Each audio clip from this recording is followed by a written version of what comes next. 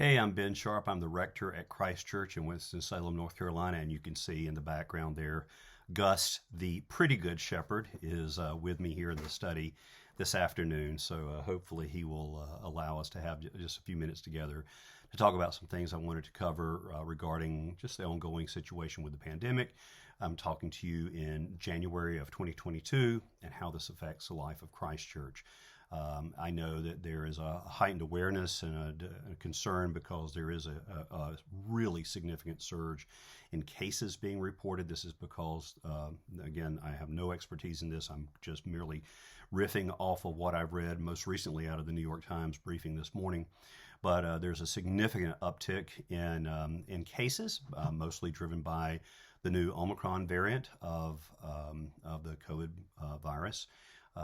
Based on what came out in that briefing and in other places that I've read recently in informed media, that the Omicron variant seems to be less severe as far as the effects it has on us.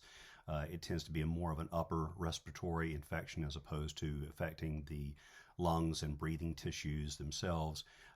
There is a higher infection, but lower death and hospitalization associated with it. And that's not my opinion. That's just what I've been reading, and of course, we things change very quickly, and there's a lack of consistency a lot of times in what we hear about this. But that being the case, I wanted to just kind of follow up because I know since a lot of people seem to be talking about this again, and it's the anxiety has risen. How does this affect us at Christ Church and that kind of thing? Well, the first thing to realize is that we've been incredibly blessed at Christ Church. We've been spared. We haven't had an outbreak directly due to people gathering for worship. We've had people in our congregation, indeed we do so right now, who are infected, but based on what we know from whom they've contacted and how they got the virus, it happened in places other than in a worship service or something like that.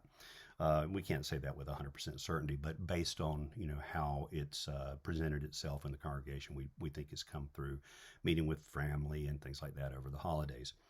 And so we've been very blessed. We've not had anyone hospitalized, and we've not had anyone pass away because of the virus throughout the pandemic at Christ Church. That being said, though, I've just had a sense, I would say a prompting perhaps from the Holy Spirit, that we are going to see the virus run through our congregation much like we would in a cold or flu season, see a virus or maybe even norovirus, stomach virus or something like that, run through a congregation, which is certainly not unusual. And I think we're probably going to see that during this particular variant.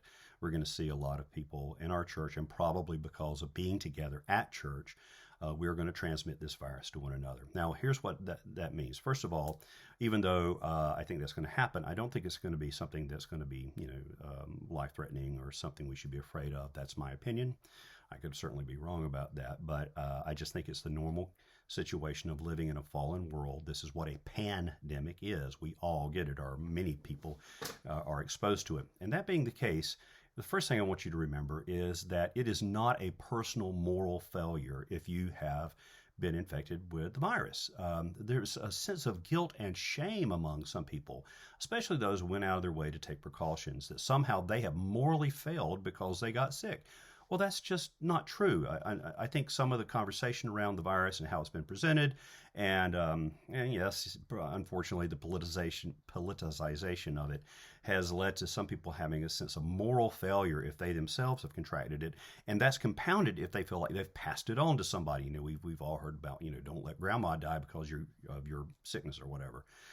And so I want you to, first of all, understand that it's not a moral failure for you to get sick. That's a part of living in a fallen world. It's likewise not a moral failure on your part if you inadvertently communicate the disease to someone else, not if you're out intentionally, doing something to hurt other people. Well, that's obviously morally incorrect. That's obviously, and I would just say sinful. But if it's in the normal course of life, you inadvertently transmit the virus to someone else, you didn't fail morally. You shouldn't sit there and kick yourself, and nor should you let anyone else try to apply a sense of guilt or shame to you based on that. And so that what's true in the individual is true in the aggregate. It's not a moral failure on the part of the church. If a church has, we don't think this way in any other time in all of my 34 plus years of ministry now. if a virus went through a congregation, nobody said, "Oh my gosh, the church has failed the gospel." Well, that's ridiculous. It hadn't. It's just, again, living in a fallen world. So likewise, if we do have what I think is going to happen, I think we are probably all going to, see, most of us are going to be infected with this most recent variant. That's my sense. I may be wrong. I'm not that kind of a doctor. But anyway, it's not a failure of the congregation if that occurs, and then that brings us to the next thing. I also want you to know that it's perfectly legitimate to take precautions. Here are some precautions you might want to take. You may want to continue to mask, and depending on the kind of mask, cloth masks are based on, again, research, are fairly ineffective. They may stop droplets, but they don't stop aerosol. They don't stop the virus. But maybe has some marginal effectiveness. Probably the N95 or a similar respirator is the best protection for you and others if you're going to mask. But again, if you want to mask, you should do that. That's a precaution that is good and laudable. It's not a sign of somehow you don't have faith or whatever. By all means, you should do that if you feel like you should do that. Likewise, you may be on the other end of the spectrum. You may have read, studies coming out of Michigan based on the school system there, or out of the University of Louisville and other places where it seems to indicate that masking has not been making significant difference in infection rates. And you might say, well, all things being equal, I don't feel like I need to do that. That's likewise, we're not going to judge you for that. You have to make your own decision, and there's no judgment, there's no shame for you either.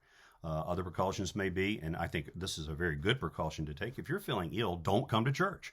Just like if it was a flu season or colds are going around, something like that. If you're not feeling well, stay home. Don't come to church. Don't transmit that if you know that you may be contagious. So that's a legitimate and wise and prudent step to take. Along those lines, though, at Christ Church, we do offer the common cup as a part of our practice of receiving the Blessed Sacrament, Holy Communion. So, and I think for some people that seems rather bizarre in the midst of a pandemic. Why would that even be an option? Well, the reason it's an option is because that's not the vector for transmitting the virus. The virus is transmitted by droplets and aerosol, which are inhaled. That's not me. That's just the research, and everybody has read that, and it's available for everyone to see that. So there's absolutely zero peer-reviewed research indicating transmission of coronavirus via the common cup. Likewise, there's zero anecdotal evidence of that occurring either. Now, that being said, it doesn't mean it's impossible. It certainly is. I could certainly see that it's possible. But what I would tell you is this. Receiving Holy Communion in both kinds, with one kind being through the common cup, which is our traditional means in Anglicanism, at least it is in our stream of Anglicanism, is no more dangerous and no less dangerous than it has ever been. So it's no more dangerous, no less dangerous. Again, this particular virus is communicated via respiration of particulate aerosol or droplets, not via drinking from wine from a gold-plated chalice. It's just not a hospitable environment for the virus, and likewise, it's just not transmitted that way. But again, you make your own decision, because we also offer to receive the Eucharist via the means of intinction. At Christ Church, when we intinct, only the priest is the one who intincts, in other words, dips the wafer into the chalice. You're not given the bread and you personally intinct it. That actually is that's a good way of communicating some types of things like stomach virus, and that if our fingers are touching that wine, that is a possibility, although I've never had that happen in a church before, but it seems to me that could possibly happen. Again, I'm not that kind of doctor. Don't take my word for it. But so that if you receive by intinction, though, that means that the priest takes the wafer and then dips the wafer into the chalice on your behalf and places the wafer in your hands. So you can receive by the means of intinction if you don't prefer to receive via the common cup as the standard practice. And finally, there's a fairly old, 1,000-year-old doctrine called concomitancy, where the church articulates the understanding, and I think exactly true, that all of God's grace that is proffered in the Eucharist is available under either sign of bread or wine. So that if you choose to receive in only the sign of bread, you have not received only half of God's grace, or less than the full measure of God's grace. All of God's grace is available under either sign of bread or wine. And so you can receive in only the sign of bread and just pass the chalice by, and you've not missed out on anything. All of God's grace is there. When you come with repentance and faith as a baptized follower of Jesus Christ, you are fully communicated, as it were. You've received all of God's goodness in the sacrament. And so I just want to kind of share those things with you. There'll probably be other things I didn't think about that I want to come back around and talk to you about. But I think 10 minutes is pretty certainly long enough to have this conversation. Our information about Christ Church is available at the website, christchurchws.org. And again, we have a Facebook page. I'm not on social media, but I know that many of you are. So you can also find out more things about Christ Church there as well.